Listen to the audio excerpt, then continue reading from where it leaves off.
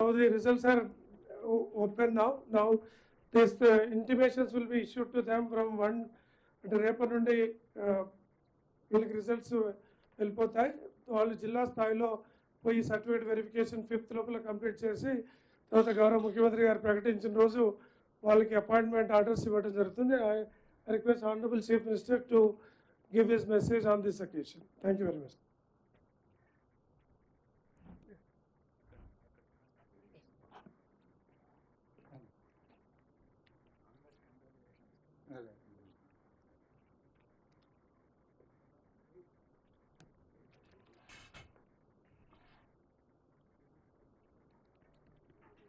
తెలంగాణ రాష్ట్ర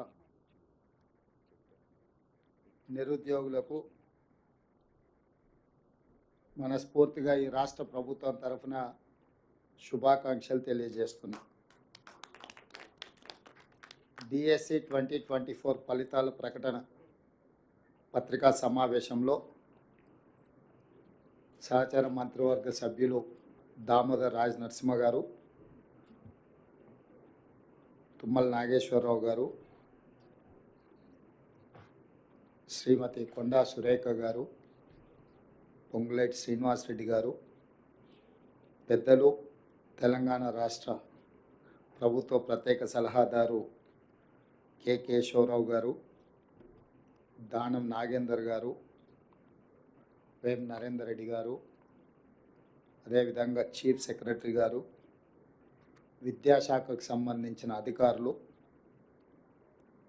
ముఖ్యంగా విద్యాశాఖకు సంబంధించిన అధికారులు చాలా శ్రమ చేసి అతి తక్కువ సమయంలో 11,062 టీచర్ ఉద్యోగ నియామక పత్రాలు అందించడానికి విశేషమైన కృషి చేసినారు. మనస్ఫూర్తిగా వారిని అభినందిస్తున్నారు.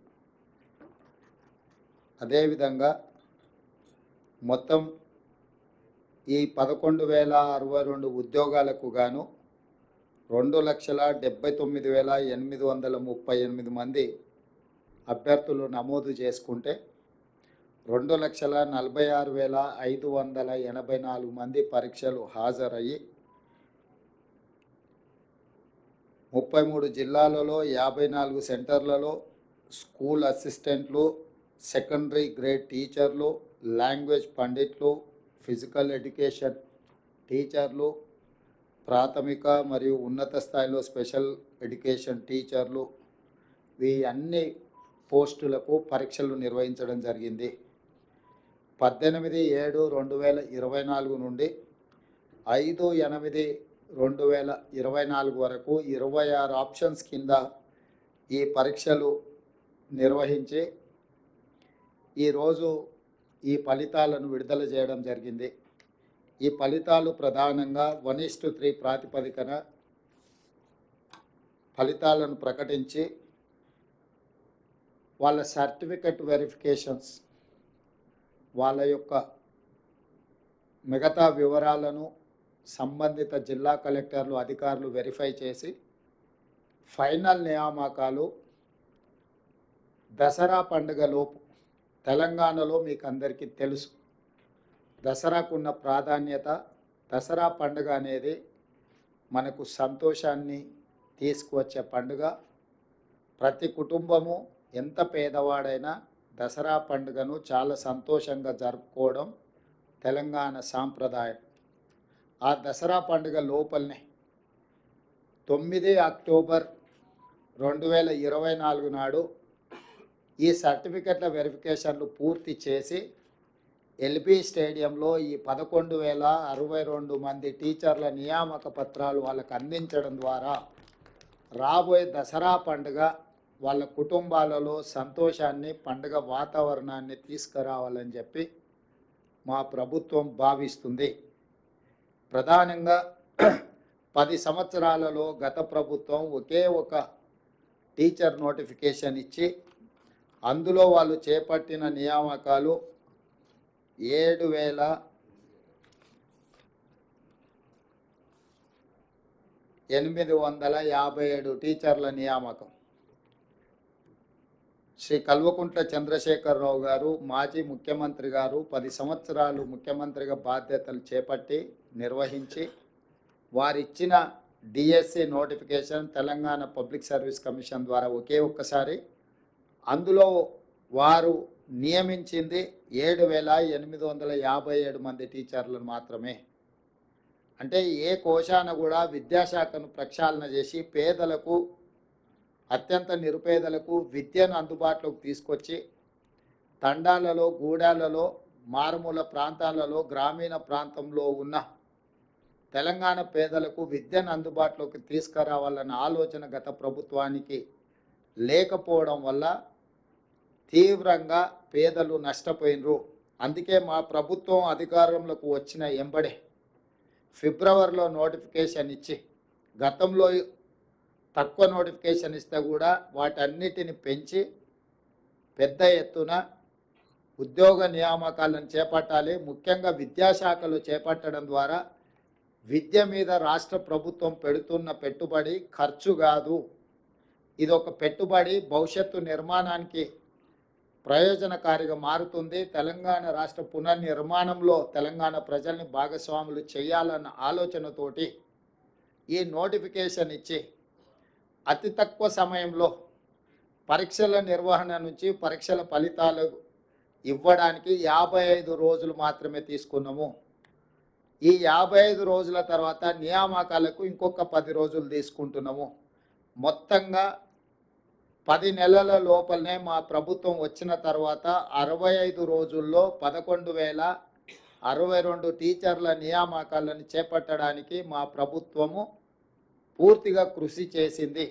ఇది తెలంగాణ నిరుపేదల పట్ల మాకున్న చిత్తశుద్ధి. కాబట్టి ఈరోజు ఈ పరీక్షల నిర్వహణ, ఈ పరీక్షల ఫలితాల వల్ల గ్రామీణ ప్రాంతాలలో విద్యకు దూరం అవుతున్న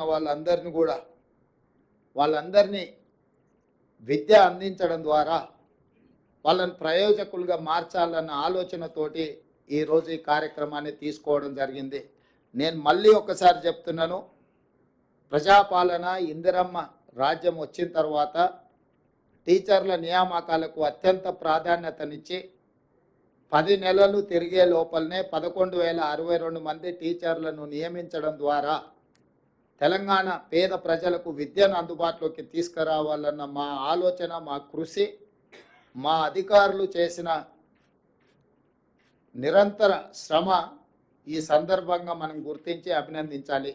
అదేవిధంగా మీకు అందరికీ తెలుసు, తెలంగాణ రాష్ట్ర ప్రభుత్వం ఏర్పడిన మొదటి 90 రోజుల్లోనే 30,000 ప్రభుత్వ ఉద్యోగ నియామకాలు, ఎక్కడైతే కాంగ్రెస్ పార్టీ అధికార ప్రమాణ స్వీకారం చేసిన ఎల్బీ స్టేడియంలోనే వివిధ శాఖలలో 30,000 ఉద్యోగ నియామకాల పత్రాలు అందించడం ద్వారా నిరుద్యోగ సమస్య తీవ్రమైన సమస్య. తెలంగాణ ఉద్యమానికి ప్రధాన ఇంధనంగా పనిచేసిన నిరుద్యోగ యువకులకు ఉద్యోగ అవకాశాలు ఇవ్వడం ద్వారా, ఉద్యోగ నియామక పత్రాలు అందించడం ద్వారా ఈ ప్రభుత్వం నిరుద్యోగ యువకులకు అండగా నిలబడి గ్రామీణ ప్రాంతాల పేదల కుటుంబాలను ఆదుకోవాలన్న ఆలోచనతో ముందుకు వచ్చినాము.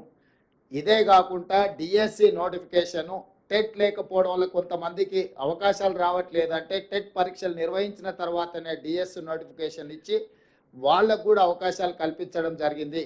ఇదే కాకుండా గ్రూప్ 1, గ్రూప్ 2, గ్రూప్ 3కి సంబంధించిన పరీక్షల్ని తెలంగాణ పబ్లిక్ సర్వీస్ కమిషను ఒక అంగడి సరుకుగా మారితే దాన్ని కంప్లీట్గా ప్రక్షాళన చేసి నూతనంగా Telangana public service commission chairman మెంబర్స్ను కూడా నిపుణులను అందులో అనుభవం కలిగిన వాళ్ళని నియమించడం ద్వారా ఎలాంటి ఆరోపణ లేకుండా పారదర్శకంగా పరీక్షలు నిర్వహించి ముందుకెళ్తున్నాము.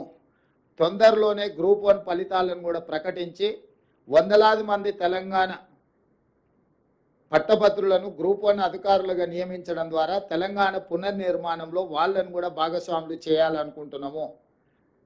ఈ ప్రభుత్వము దాదాపుగా మొదటి సంవత్సరంలోనే 60 నుంచి 65 వేల ఉద్యోగ నియామకాలకు ప్రణాళిక సిద్ధం చేసి వివిధ శాఖలలో, అది సింగరేణి కావచ్చు, ఆర్టీసీ కావచ్చు, విద్యాశాఖ కావచ్చు, పోలీస్ శాఖ కావచ్చు, రెవెన్యూ శాఖ కావచ్చు, ఇతర ప్రభుత్వంలో ఉండే కీలకమైన ప్రతి శాఖలో ఉన్న ఖాళీలను భర్తీ చేస్తూ నిరుద్యోగ సమస్యను పరిష్కరించి గతంలో పేరుకుపోయిన చెత్తనంతా కూడా ప్రక్షాళన చేసుకుంటూ పరిపాలన అందించే ప్రయత్నం చేస్తున్నాము.